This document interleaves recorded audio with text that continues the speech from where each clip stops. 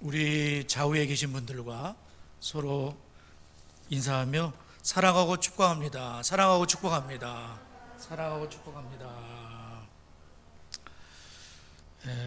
요셉의 말씀을 계속 저희들이 나누고 있습니다. 요셉은 그가 있는 애굽 땅에 하나님의 나라가 임하도록 했다는 말씀을 드렸죠. 용서의 나라, 화해의 나라, 안아줌의 나라, 상처받은 치유자의 나라, 그 우상의 땅에 주님이 통치하시는 나라가 임하게 되는 것입니다. 그는 그의 인생에 굴곡진 삶에 하나님의 개입이 있었고 그 하나님의 섭리가 있었다고 고백을 하고 있습니다. 그래서 결국 형제들이 그를 팔았지만 그것은 하나님께서 하신 일이며 그가 믿는 하나님께서는 그 모든 것을 합력하여 선을 이루셨다고 고백을 하죠. 요셉이야말로 삭막한 세상에서 하나님이 어떤 분이심을 간증하는 주인공이 된 것입니다. 하나님이 하셨습니다. 하나님이 하셨다. 그래서 하나님이 높이시고 하나님이 치유하시고 하나님이 섭리하셨다, 이렇게 고백을 하고 있습니다. 그래서 이것이 나의 간증이다. 우리 좌우의 사람을 다시 한번 축복하도록 하겠습니다. 하나님을 자랑하는 간증의 주인공이 되십시오. 하나님을 자랑하는 간증의 주인공이 되십시오. 오늘 저는 9절부터 나오는 이 말씀, 지난번에 이어서 또 말씀을 증거하도록 하겠습니다. 우리 9절서부터 11절까지 한번 다시 읽도록 하겠습니다. 9절부터 11절까지 시작. 당신들은 속히 아버지께로 올라가서 아뢰기를, 아버지 아들 요셉의 말에 하나님이 나를 애굽 전국의 주로 세우셨으니 지체 말고 내게로 내려오사 아버지 아들과 아버지 손자들과 아버지의 양과 소와 모든 소유가 고센 땅에 머물며 나와 가깝게 하소서. 흉년이 아직 5해가 있으니 내가 거기서 아버지를 복양하리이다. 아버지와 아버지의 가족과 아버지께 속한 모든 사람에게 부저가 임했도록 하겠나이다 하더라고 전하소서. 오늘 첫째로 저희들이 생각해 볼 말씀은 요셉처럼 하나님이 심으신 곳에서 주님께 순종을 하라는 말씀입니다. 그래서 한번 따라해 보실까요? 하나님이 심으신 곳에서 주님께 순종하라. 저는 이 말씀을 이렇게 묵상을 하면서 지금 이제 요셉에게 그동안 우리가 쭉 살펴보았지만은 형제들을 이제 기근시에 흉년 때 이제 상봉하게 되면서 용서와 화해를 하게 되고, 그리고 그것을 이제 섬김으로 승화를 하게 됐는데요. 그 다음에 또 요셉은 그 상황에서 아버지를 봉양을 하겠다. 그래서 아버지께서 살아계십니까? 그 노인이 아직 살아계십니까? 하면서 그 130세 된 그 아버지에 대해서 요셉이 이렇게 아주 너무나 그립고 그 아버지께 사랑을 많이 받아 17살까지 사랑을 많이 받았는데 그 아버지가 여전히 살아계십니까? 빨리 아버지를 모시고 싶다. 그래서 가깝게 그렇게, 그래서 그 요셉이 지금 형제들과 상봉하는 그런 내용이 나오고, 그 다음에 중요한 것이 아버지를 봉양을 하겠다, 그런 내용이에요. 그래서 이 모든 일이 전개되는데 아버지 야곱이 있죠. 그래서 야곱이 70명의 가족을 데리고 이집트로 가게 되는 대역사가 일어나게 되는 거죠. 그리고 430년이 마치게 될 때에 200만 이스라엘의 민족이 탄생하게 되는데 그때에 요셉은 지금 아버지를 봉양하겠다, 이런 것으로 나와 있죠. 그래서 130세 노년의 아버지, 그 아버지를 요셉이 공경을 하고 있어요. 네. 그러면 요셉은 참 사람이 착하기 때문에 아버지를 공경했을까? 착해도 공경 못하죠. 그러나 착해서 공경한 거 아닙니다. 이것은 요셉이 하나님을 경외하는 자이기 때문에 부모님을 공경하는 겁니다. 아멘도 안 하시죠? 하나님을 공경했기 때문에 부모님을 이렇게 봉양하려고 해요. 부모님을 아주 사랑해요. 그래서 하나님께서는 네 부모를 공경하라고 명령하셨고, 십계명에다가 단언하지 않았습니까? 네 부모를 공경하라. 너 낳은 아비에게 청종하고 내 늙은 어미를 경히 여기지 말지니라. 잠언 23장 22절에서 말씀했어요. 너를 낳은 아버지에게 청종을 해라. 너 늙은 어머니를 경히 여기지 말라.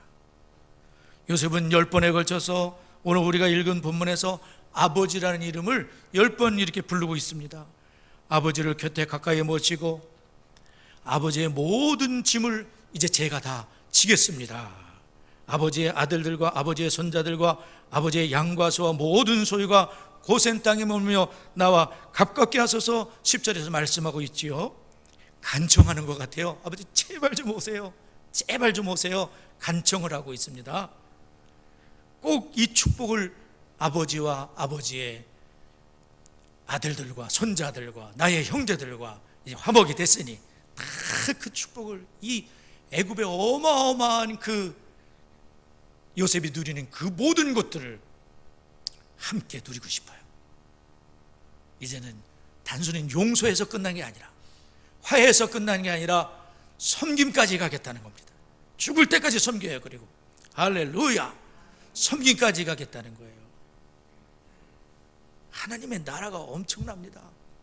주님이 나를 다스리고 하나님이 나를 지배하시고, 부모는 공경은 물론이요, 모든 좋은 것들을 세상이 도저히 흉내낼 수 없는 어마어마한 하나님의 나라가 거기 가정에, 일가 친척 속에, 교회 가운데, 직장 가운데 하나님의 나라가 임하게 되는 거예요. 착해서 하는 거 아닙니다. 착해도 못합니다.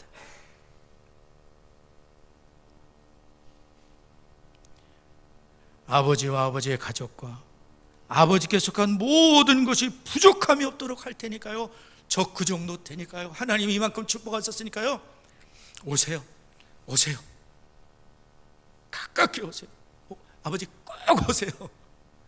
공경하겠습니다. 그는 부모를 공경하고 있습니다. 힘없고 이제 늙었어요. 이제 늙어 힘이 없어요.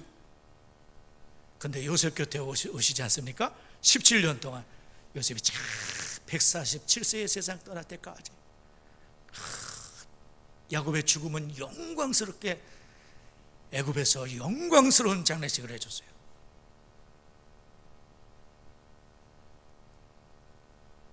요셉 때문에. 유다가 베냐민을 위해 탄원할 때에도 유다는 17구절 가운데 아버지와 그에 상응하는 단어를 26번 사용하고 있어요. 아버지, 그 노인이 죽겠나이다. 아버지와 하나로 묶여 있습니다. 막내는. 막내 안 돌아가면 죽어서 제가 대신 노예가 되겠습니다. 26번을 아버지에 대한 얘기를 하는 거예요. 유다도 아버지를 공경하고 있습니다. 왜죠? 착하기 때문인가요? 하나님을 경외하기 때문에. 그 하나님이 아버지의 권위를 주시고, 아버지가 지금 힘 빠져서 아무것도 할 수 없는 그런 지경에 그 막내만 이러시는 상황밖에 될 수 없지만, 굉장히 어떻게 보면 소심해 보이시고 막 그런 전능하신 하나님의 손에 그래도 탁 맡기고 이런 아버지, 그동안 신앙으로 살아오신 그 아버지, 그 야곱, 족장 야곱, 그분을 공경하고 사랑하고 함께하고 그러는 거죠. 해와 달과 11별이 절을 하는 꿈을 요셉은 22년 전에 꿨는데요, 그걸 어떤 목사님께서 그렇게 해석을 하셨어요. 이것이 바로 부모 공경으로 열매를 맺은 거다. 부모님도 막 절을 하고 그렇다고 자기가 부모님보다 그게 아니라 부모님을 잘 공경함으로, 나를 이렇게 하나님이 높여주신 그 축복을 부모님을 공경함으로 그렇게 이분이 열매를 맺어가고 있는 거예요. 하나님의 다스림을 받으니까, 하나님이 그를 39살까지 지금 주장해 오셨기 때문에 하나님의 지배를 받으니까 멋있는 사람이 되는 거예요. 그리고 지금 형제 상봉이 있었고 아버지를 봉양하고 그 다음에 고센 땅이 있어요. 고센 땅에 머물게 하소서. 그래서 그 10절에 고센 땅에 머물며, 고센 땅이 등장을 해요. 이스라엘 백성들이 고센 땅에 있을 거예요. 430년을 고센 땅에 머물면서 거룩하고 구별된 민족 12지파 민족 이스라엘로 하나님이 완전히 구별시키는데, 목축업을 유대인들은 싫어하고 이집트 사람들은 싫어하고, 이 사람들은 목축업을 하면서 비옥한 나일강의 삼각주 그 지대를 아주 비옥하고 목축업을 하기 딱 좋고, 그 좋은 곳을 미리 요셉은 물색해 놓고 하나님의 뜻 안에서 그 민족이 거기서 형성될 수 있도록 하나님의 거룩한 원대한 계획에 지금 요셉은 순종하고 있는 거예요. 성민 이스라엘이 구별되게 성장될 모체가 될 가장 좋은 땅이 고센 땅인 거예요. 그렇습니다. 요셉은 깨달은 것 같아요. 깨달았어요. 하나님이 꿈을 주셨고 그 꿈이 성취되었는데, 그러나 그것은 단순히 자신의 성공에 대한 꿈이 아니었다. 그것은 소명에 대한 꿈이라는 거예요. 꿈이 축복이 되었고 그 축복이 이분은 소명이 된 거예요. 그 소명은 하나님의 원대한 계획과 뜻을 이루는 건데, 창세기 15장 12절 이하에서 나왔던 아브라함에게 주셨던 횃불 언약, 그 자손이 이방에 객이 되어 400년 동안 그 민족이 그들을 괴롭힐 거다, 그 나라를 내가 징치할 것이며 그 후손은 큰 재물을 이끌고 나오게 될 것이며 네 자손은 4대 만에 이 땅으로 돌아올 것이며 이 땅 가나안을 애굽 강에서부터 큰 강 유브라데까지 네 자손에게 주겠다는 횃불 언약을 하나님이 하셨어요. 그 언약에 요셉은 그 언약을 알았을 거라고 많은 분들이 얘기를 해요. 알았을 거다. 그 언약, 하나님이 그것이 이집트, 그러니까 그것을 요셉은 하나님의 뜻을 지금 순종하면서, 단순히 나를 성공시키는 그 정도가 아니라 하나님은 나를 통해서 우리 가족을 이곳으로 인도를 하시고, 그리고 여기서 거룩한 구별된 민족, 하나님만을 섬기는 민족으로 200만 명으로 성장시키시고, 그리고 그들을 하나님이 출애굽시킬 거라는 것을 요셉은 알았을 거다. 혹은 희미하더라도 요셉은 어쩌면 불편한 길을 선택을 한 거죠. 70명의 가족들과 자기를 팔아먹은 사람들과 살아간다는 거, 또 이민하려면 얼마나 복잡한 일이 많이 있습니까? 신경을 100배 써야 되는 그런 길입니다. 가뜩이나 애굽 사람들이 그 이스라엘 이 큰 나라에서 말이죠, 조그만 그 무슨 가족을 보고 그렇게 대단한 거 아니잖아요. 그런데 요셉은 그 불편한 길 기꺼이 형제들과 함께 살다 보면 얼마나 어려운 일이 많겠습니까? 근데 요셉은 그 불편한 길을 선택해요. 왜죠? 하나님이 기뻐하시니까, 하나님이 좋아하시니까, 하나님의 계획을 이루는 길이니까 그 하나님께, 주님께 순종을 하고 있습니다. 나 불편한 거, 나 하시는 거, 그것보다도 주님이 기뻐하신다면 나는 가족과, 그리고 또 가족이 좋아. 이제부터는, 왜냐면 화해했기 때문에 너무 좋아. 조카들도 보고 싶고 아버지 더더군다나 또 지금 베냐민하고도 살게 되고 너무 좋은 거죠.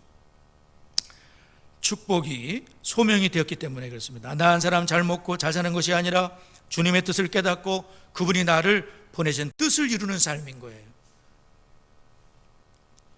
모세를 생각해 봅니다. 모세는 히브리서 11장 24절 26절을 보면, 여러분 저 좀 보세요. 모세에 대해서 뭐라 그랬습니까? 믿음으로 모세는 장성하여 바로의 공주의 아들이라 칭함을 거절했대요. 도리어 하나님의 백성과 함께 고난받기를 잠시 죄악의 낙을 누리는 것보다 더 좋아했대요. 그리스도를 위해 받는 수모를, 능력을 애굽의 모든 부하보다 더 큰 재물로 여겼으니 이는 상주심을 바라봅니다. 뭐가 좀 틀립니다. 그러니까 모세는 소명자기 때문에 그냥 세상에서 즐겁게 그런 것보다도 잠시 죄악의 낙이라고 생각을 했어요. 하나님의 백성과 고난받는 걸 더 좋아했어요. 할렐루야. 그리스도에 받는 수모를 애굽의 모든 보화보다 더 큰 재물로 여기는 가치관을 갖고 있었어요. 왜냐하면 신앙으로 자랐기 때문에 그게 가능했던 것 같습니다. 엄마 아빠가 목숨 걸고 이 갓난에게 살리지 않습니까? 더 이상 숨길 수 없으니까 갈대상대에 담아가지고 하나님께 맡기지 않습니까? 역청을 치라고 자신의 최선을 다하고 결과는 주님께 맡기는 거예요. 하나님이 얼마나 기가 막히게 키우십니까? 애국 궁중에서 막 키우시잖아. 와, 아무도 생각하지 못한 일이에요. 하나님께 맡기면 하나님이 알아서 하시는 거예요.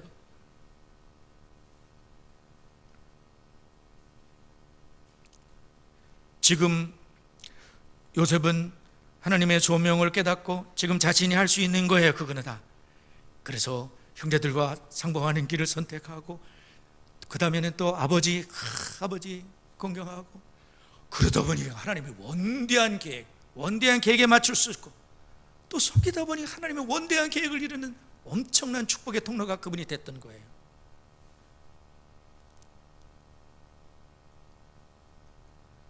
자신을 하나님께 온전히 드리고 내 감정을 따라 내 무슨 경험을 따라 그것이 아니라 주님이 무엇을 기뻐하시는가, 지금 이 상황에서 내가 주님께 해야 될 것이 무엇인가, 할렐루야, 그를 깨닫고 하나님의 구원 계획을 깨닫고 거기에 자기의 할 수 있는 최선을 다하게 될 때에 정말 너무나 멋있는 그런 삶이 됐습니다.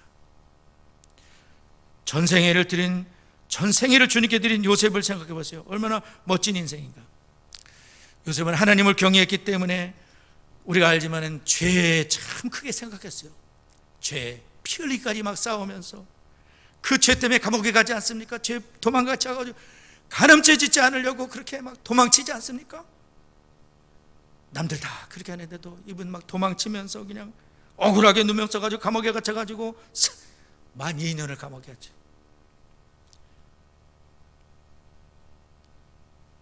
주어진 현실에 충실했어요. 보드발의 집에서나 감옥에 나서나 궁궐에서나 항상 하나님을 경외하고 하나님 사랑하고 또 자기가 거기서 성실하게 최선을 다한 겁니다. 하나님께서 그를 계속해서 쓰시는 거예요. 한번 따라해보세요. 하나님이 계속해서 쓰신다. 이런 말씀이 있어요. 네가 자기 일에 능숙한 사람을 보았느냐? 이러한 사람은 왕 앞에 설 것이요 천한 자 앞에 서지 아니하리라. 자기 일에 능숙한 사람을 보았느냐? 하나님이 무슨 일이시든지 죄 짓는 일이 아니라면 자기 일에 능숙한 사람을 보았느냐? 그는 왕 앞에 설 것이요 천한 자 앞에 서지 아니할 것이다. 잠언 22장 29절 말씀이에요. 저는 지난 주 중에 주기철 목사님 손자 되시는 주승중 목사님 횃불의 세미나를 제가 로봇 쉼터에서 듣게 되었습니다. 그분이 월식 예배에 대해서 말씀하셨어요. 예배는 무엇이냐? 하나님께 최상의 가치를 돌리는 게 예배다. 물론 우리 다 알고 있죠. 오늘 예배 드리러 온 것은요 하나님께 최상의 가치를 돌려드리기 위해서 오신 거예요. 그래서 찬양도 드리고요, 헌금도 드리고요, 말씀도 듣고 있고요, 하나님께 최상을 드리기 위해서 우리는 오늘 월십 예배하러 온 겁니다. 우리 전민정 집사님과 우리 부엠하고 같이 찬양하는데 저 눈 감고 그냥 계속 찬양 같이 돼. 얼마나 좋은지 몰라요. 부흥이 그때 일어나는, 막 미션통에서 막 찬양하는데 막 부흥이 일어나는 것 같아요. 저심이 오늘 특별히 그랬어요. 맨날 그러는 건 아니지만 우리가 8주 동안 예배 못 드리다가 모여가지고 찬양하니까 너무 좋은 것 같아요. 막 찬양하고 싶죠? 코로나도 막 위험하고 또 찬양도 하고 싶고 찬양하니까 막 풀리는 것 같지 않습니까? 예배는 뭐냐? 그 조승정 목사님께서 그랬어요. 예배의 복된 정의는 하나님께서 우리의 구원을 위해 이 땅에 오셔서 놀라운 구원을 이루셨기 때문에 하나님께 최상의 가치를 드리는 것이다. 나를 위해 이 땅에 오시고 나를 사랑하는 주님, 나를 위해 죽으시고 부활승천하셔서 나의 주가 되신 주님을 찬양하는 거예요. 할렐루야. 로마서 12장 1절 2절은 뭐라고 말씀해요? 그러면 형제들아, 내가 하나님의 모든 자비하심으로 너희를 권하노니 너희 몸을 하나님이 기뻐하시는 거룩한 산 제물로 드리라. 막 걸어다니는 제물로 나의 모든 삶을 주님께 드려라. 그것이 영적인 예배니라. 이런 예배 말고 영적인 예배가 있는데 너희 몸을, 삶을 주님께 드리라는 거예요. 너희는 이 세대를 본받지 말고 오직 마음을 새롭게 함으로 변화를 받아 하나님의 선하시고 기뻐하시고 온전한 뜻이 무엇인지 분별하도록 해라. 그냥 그렇게 살면 안 됩니다. 마음을 새롭게 함으로 변화를 받아 하나님의 선하시고 기뻐하시고 온전한 뜻이 무엇인지 요셉은 깨달은 겁니다. 그리고 그의 일생을 주님께 드린 겁니다. 하나님의 뜻을 이루는데 화해를 하고 하나님이 하셨다 그러면서 그 속상한 걸 다 묻어버리고 다시는 끄집어내지 아니하고 하나님의 화해의 아이콘이 됐던 거예요. 성도 여러분, 오늘 매일매일 삶 전부를 거룩한 산재물 드리는, 저는 그 목사님의 강의를 들으면서 우와, 사실은 안 들을까 막 그러다가 들었거든요. 근데 집중을 하게 되더라고요. 하나님이 너무 큰 은혜를 주시는 거예요. 안 들었으면 큰일 날 뻔했네. 집에 와가지고 타지 녹화를 해놓고 막 내 삶 최고의 하나님, 나를 사랑하시 그 하나님께 내 삶 전부를 드릴 수 있다는 게 얼마나 멋진 일인가. 하나님께 나를 드릴 수 있다는 게 얼마나 멋진 일인가. 내 삶 전부가 예배가 될 수 있는 게 얼마나 멋진 일인가. 물론 저도 너무나 부족하고 근처도 가지 못하지만 얼마나 멋있는 삶인가 하나님께. 그러나 여러분의 하루하루가 직장생활에 충실하시고 거기서 하나님의 성실하심을 드러내시고 여러분의 섬김의 삶, 용서의 삶, 먼저 화해의 손을 내미게 될 때에 주님이 여러분을 통해 드러나게 되는 그 현장이 하나님의 나라이고, 주님께 순종함으로 용서했다면, 주님께 순종함으로 죄를 버렸다면, 주님께 순종함으로 주님을 섬겼다면 거기 하나님의 나라요. 여러분은 삶의 예배를 벌써 드리고 있는 거예요. 두 번째, 14절과 15절 다 같이 읽도록 하겠습니다. 14절 15절 시작. 자기 아우 베냐민의 목을 안고 우니 베냐민도 요셉의 목을 안고 우니라. 요셉이 또 형들과 입맞추며 안고 우니 형들이 그제서야 요셉과 말하니라. 저는 두 번째, 눈물이 있는 하나님의 사람이 되라는 말씀을 증거하려고 합니다. 눈물이 있는 하나님의 사람이 되라. 눈물에 이제 이게 눈에 들어왔어요. 눈물이 있다. 동생 베냐민과 뜨거운 포옹을 하면서 막 22년, 한 살짜리, 거의 한 살짜리를 두고 하는 22년만 너무나 보고 싶고, 형제들과도 똑같은 뜨거운 포옹으로 형제들과도 입을 맞추면서 형제들 하면서 막 그냥 화해가 다 그 가정이 이루지 않았습니까? 1절에 보면 지난번에 봤듯이 그 정을 억제하지 못하여 2절에 요셉이 큰 소리로 우니 애굽 사람에게 들리며 바로의 궁중에 들리더라. 얼마나 대성통곡을 하며 억울해서 우는 거 아닐 거예요. 너무나 하여간 여러 가지 복잡한 심정에서 그냥 대성통곡을 하면서 형님들이 그렇게 사랑하는 걸 보니까 너무나 좋고, 그래서 막 대성통곡을 했어요. 이산가족 상봉의 의미에 그 이상 가는 거예요. 이거는 그냥 단순히 이산가족 상봉이 아니에요. 39살 때 이렇게 울어대요. 이분이 몇 살이라고요? 39살짜리예요 30대 손 들으세요. 본인 30대다 없습니까? 39살짜리.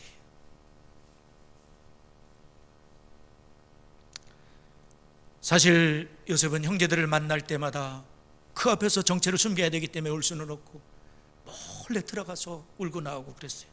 창세기 42장 24절에 요셉이 그들을 떠나가서 울고, 형들이 요셉 앞에서 22년 전에 17살 소년 요셉을 팔 때 얘기를 못 듣는 줄 알고 하는 거예요.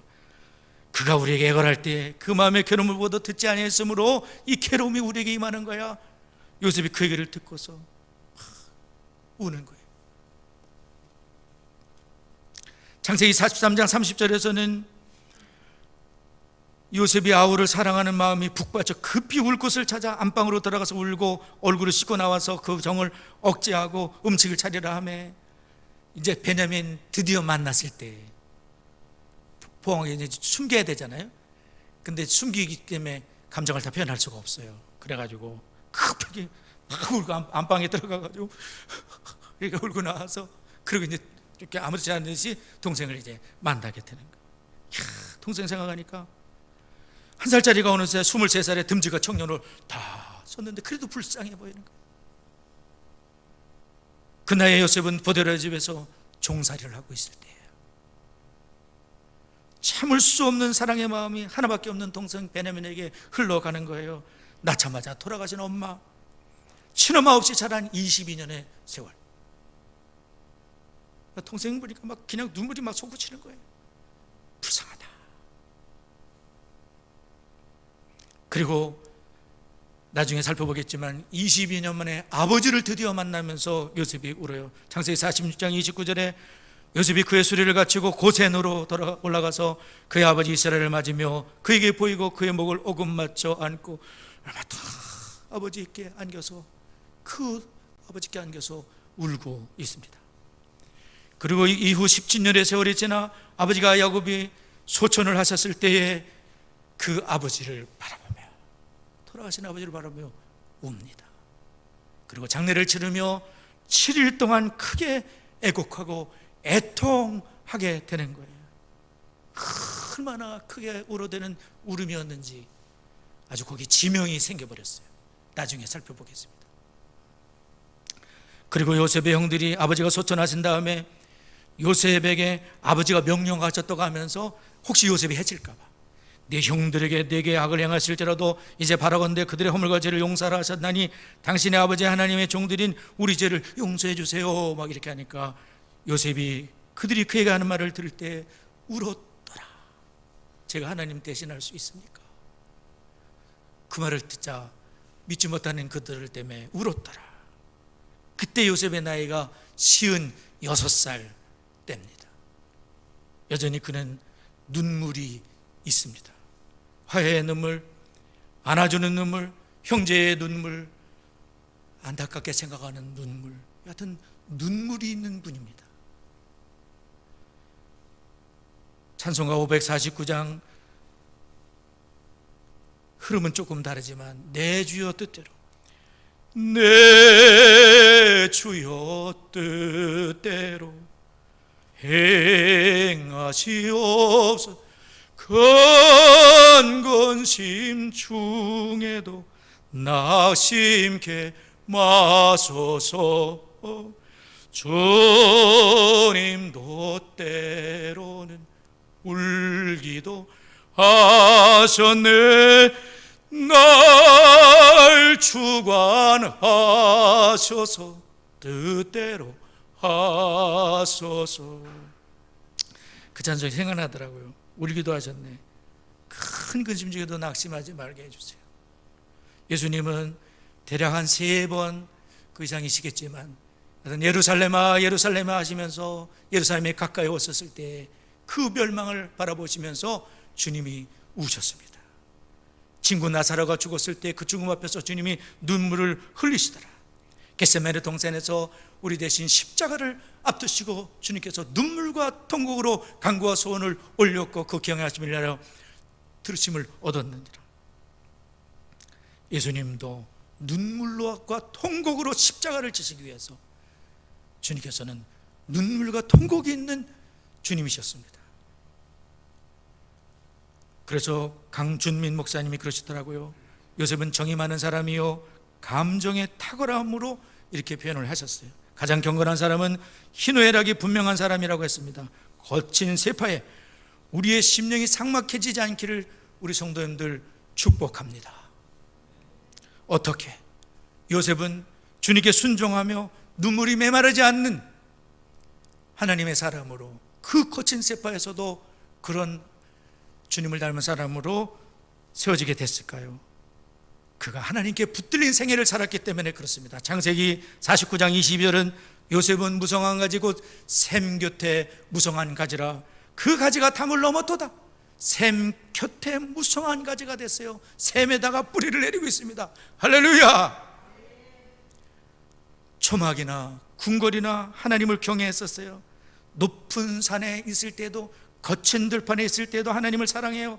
바로 앞에 섰을 때에도, 그 많은 신하들 앞에서도, 그 많은 군대의 장성들 앞에서도 적군도 기죽지 않고 감옥에서 방금 나온 사람이 당당히 하나님을 증거하고 하나님이 보이신 것을 증거하며 하나님이 그 땅에 살아있다고 증거하고 있어요. 할렐루야. 이 한 사람, 하나님의 신에 붙들린 사람으로 인해 애굽이 살아나고 근동의 사람들이 살고 야곱의 가족이 살게 되었으며, 야곱의 12지파로 인해 430년 후에 200만 이스라엘의 민족으로 하나님이 성장시킨 줄 믿습니다. 우리가 두려움에 사로잡히고 환경에 눌리는 것은 하나님을 선명히 보지 못하기 때문입니다. 저부터요.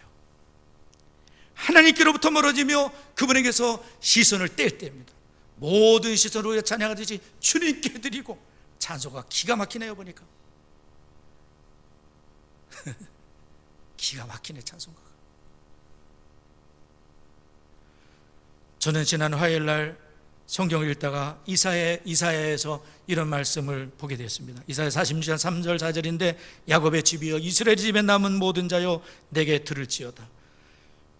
배에서 태어남으로부터 내게 안겼고 태에서 남으로부터 내게 업힌 너희여, 너희가 노년이기까지 내가 그리하겠고 백발이 되기까지 내가 너희를 품을 것이라.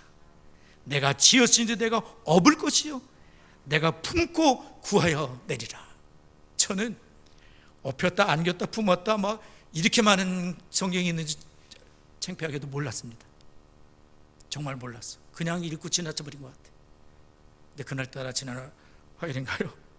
이게 막 눈에 들어오는 거예요. 아, 좋다. 안겼고 업히고 하나님 업어주고 좋지 않습니까? 저는 태어날 때 어머니 아버지 대신에 할아버지께서 얼마나 저를 업어주셨는지 막 나중에 막 장군이 되라. 근데 육사도 못 갔어요. 신학교 목사가 됐습니다. 얼마나 업어주셨는지.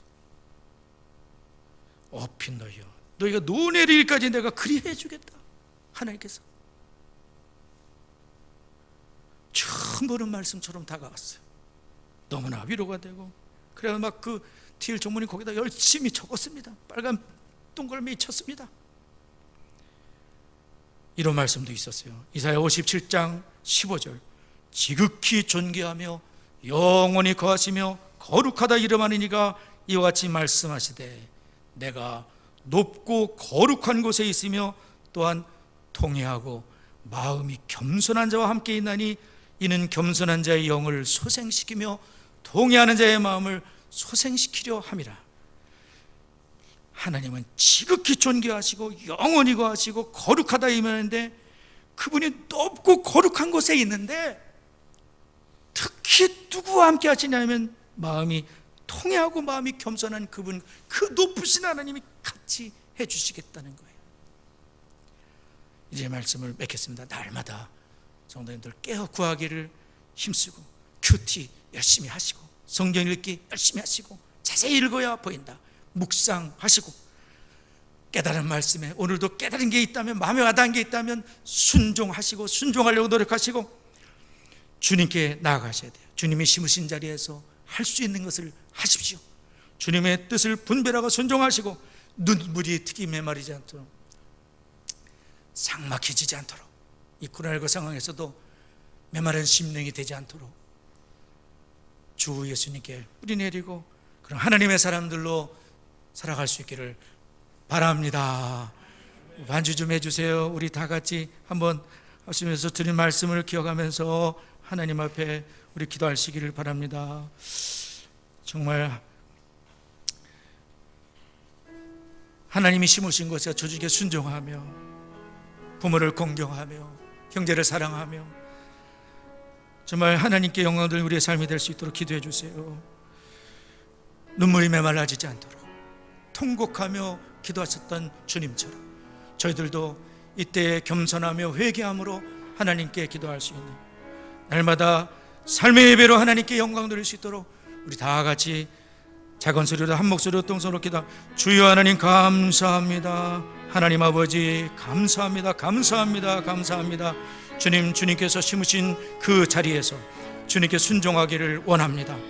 정말 하나님 아버지, 요셉이 하나님의 그 원대한 계획을 알고 또 자신이 할 수 있는 것에 순종하며 나아갔을 때에 엄청난 하나님의 원대한 계획과 뜻을 이루는 복 있는 심령이 된 줄을 믿습니다. 주님, 나 혼자 잘 먹고 잘 살고 그것이 아니라 하나님의 축복이 비전이 되고 하나님의 축복이 소명이 되어서 하나님이 심으신 그곳에서 하나님을 자랑하는 간증의 주인공들로 저희들 세워지게 주시옵소서. 하나님 감사합니다. 하나님 부모님을 공경하게 해 주시옵소서. 하나님 정말 착하기 때문이 아니라 하나님을 경외하기 때문에 하나님 부모님을 공경하고 하나님 섬기는 저희가 되게 해 주옵소서. 가정마다 하나님의 화평과 은혜가 임하게 해 주옵소서. 하나님 감사합니다. 눈물이 메말리지 않게 해 주옵소서. 오 하나님이여, 희노애락이 분명하며 하나님 아버지 주님뿐만 저희가 되도록 은혜를 더하여 주옵소서.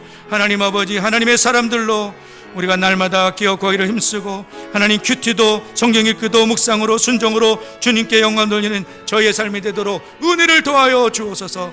감사합니다. 영광 받아 주옵소서.